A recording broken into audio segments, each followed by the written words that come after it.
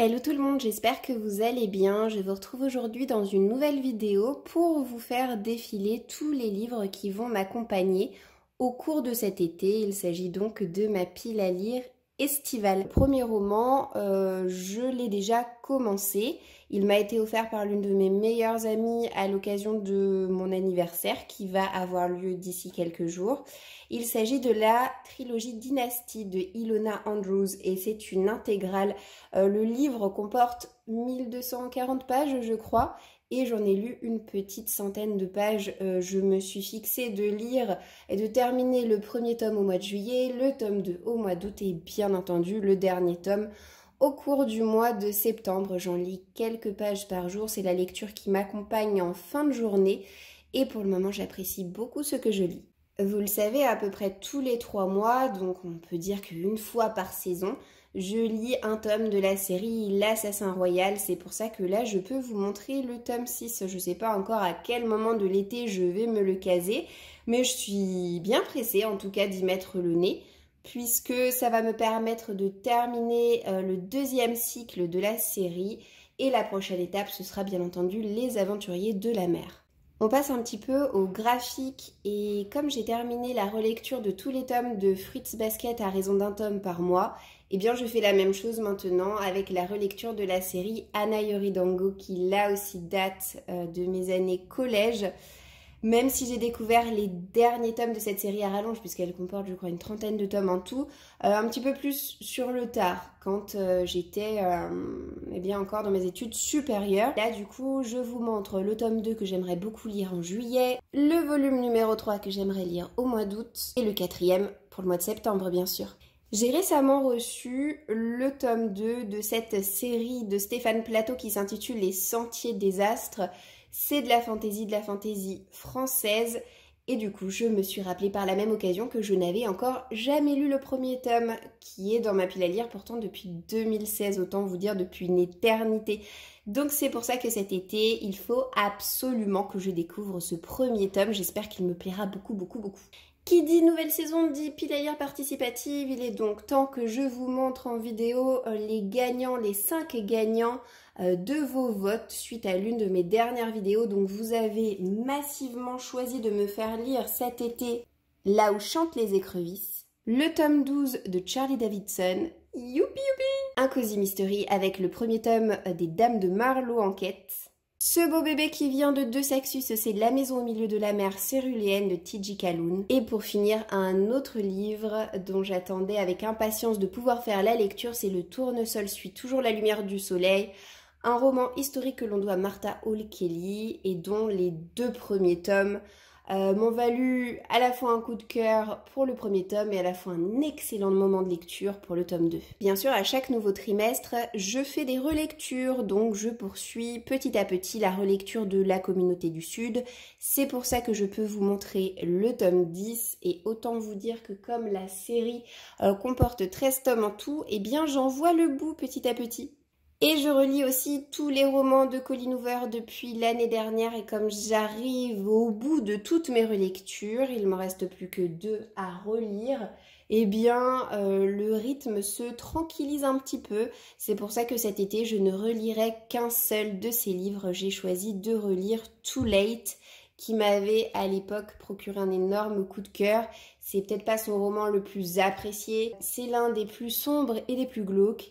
Mais moi, en tout cas, il m'a transportée lors de ma première lecture il y a de ça déjà quelques années. On repart sur des graphiques et cet été va me permettre de poursuivre mes séries de mangas en cours, à commencer par le tome 5 de Minuscule, le tome 7 de The Promised Neverland et le tome 8 de L'Atelier des Sorciers, une série pour laquelle je suis presque à jour. J'essaie aussi depuis le début de l'année de faire passer un petit peu en priorité par-ci par-là des reliques de ma pile à lire. Je vous en ai montré une avec le titre de fantasy Les Sentiers des Astres, mais je vais pas m'arrêter là cet été. Je ne sais pas encore dans quel ordre je lirai tous ces livres, mais j'aimerais beaucoup lire Trouver les mots, qui est dans ma pile à lire depuis, allez, je dirais au moins 5 ans, quelque chose comme ça.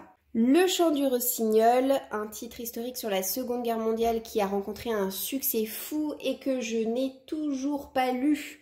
mais je sens que ça va être son tour là tout bientôt, donc je me languis déjà de pouvoir y mettre le nez. Et puis je n'ai jamais encore osé sauter le pas, mais ce sera bientôt chose faite. J'aimerais aussi énormément lire ce titre que j'ai en grand format depuis là aussi bien trop longtemps dans ma pile à lire, c'est Nos années sauvages. Je suis pas trop branchée roman policier, mais écoutez, cet auteur, on ne m'en a dit que du bien et j'ai envie de profiter de l'été qui s'annonce pour découvrir Joël Dicker à travers son roman certainement le plus célèbre, La vérité sur l'affaire Harry Kéber. Je compte terminer une série en lisant le 3e et dernier tome de la trilogie Le Puits des Mémoires de Gabriel Katz. J'avais découvert le premier tome l'année dernière. Le tome 2 m'a valu mon premier coup de cœur de l'année. Et je ne pouvais pas rester en si bon chemin, je ne pouvais pas attendre 2023. Je compte bien lire dans les semaines ou mois qui s'annoncent ce dernier tome parce que vraiment mes questions ont besoin de réponses. Je n'ai jamais lu de Laurie Nelson Spillman, mais je trouve que l'été est particulièrement propice aux romans de ce type, aux romans contemporains, aux romans un petit peu slow life, vous voyez. Donc je vais découvrir Demain est un autre jour. Il me semble que c'est d'ailleurs le tout premier titre de cet auteur. J'essaie d'en lire un tome par an et je crois bien que l'année dernière j'avais lu le tome 2, il me semble, voilà c'était ça le tome 2 l'été dernier. Donc c'est pour ça que cet été je récidive et je vais lire le tome 3 de la série Agatha Raisin, Pas de peau pour la jardinière, avec toujours ces couvertures qui sont superbement illustrées de manière très décalée, vraiment j'adore. Cet été on va partir en vacances, oui, mais on va partir en vacances en pointillé, on va pas se faire 2-3 semaines d'affilée je ne sais où, on va partir quelques jours au Puy du Fou en amoureux, on va partir quelques jours en Normandie en famille, quelques jours en Creuse en famille et quelques jours en Haute-Marne en famille. Voilà, on va partir comme ça un petit peu en juillet, un petit peu en août. Et il y a des livres que chaque année je me réserve pour les vacances parce que je trouve qu'ils sont vraiment top pour la période des vacances. Super à emmener dans la voiture pour bouquiner un peu. Évidemment, je vous parle de Virginie Grimaldi, j'en lis un par an. Et souvent, ça m'occasionne un beau coup de cœur que j'associe à mes vacances. Donc j'espère que cet été ne dérogera pas à la règle. Je compte me garder ce livre-là pour la voiture, les 4 heures, 4h30 de route qui nous permettront d'aller jusqu'au Puy du Fou avec mon mari. Donc c'est Il est grand temps de rallumer les étoiles.